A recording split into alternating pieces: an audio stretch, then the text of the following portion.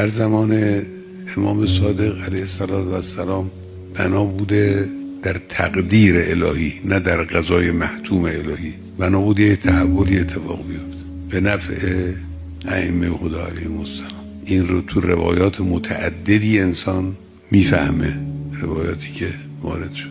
اینو شیعه میدونستن، یعنی خواص شیعه میدونستن. میان خدمت حضرت صادقه میگن آقا چرا قیام نمیکنید؟ ناشی از اینه، منتظرن یه چیزی شنفتن، یک مطلبی به گوشون رسیده. بعد دنباله همون روایت فرمود شما افشا کردید، خدا عقب انداخت. یعنی اگر شیعیان دهنشون قرص بود و افشا نمیکردن به اینا، شاید همون وقت قضیه تمام بود. یعنی کوتاهی های ما یه جا دهن لقیمون، یه جا کمک نکردنمون، یه جا اعتراض کردن بی خودیمون، یه جا صبر نکردنمون، یه جا تحلیل غلطی که از اوضاع میکنیم گاهی تأثیر میگذاره، تأثیرات تاریخی.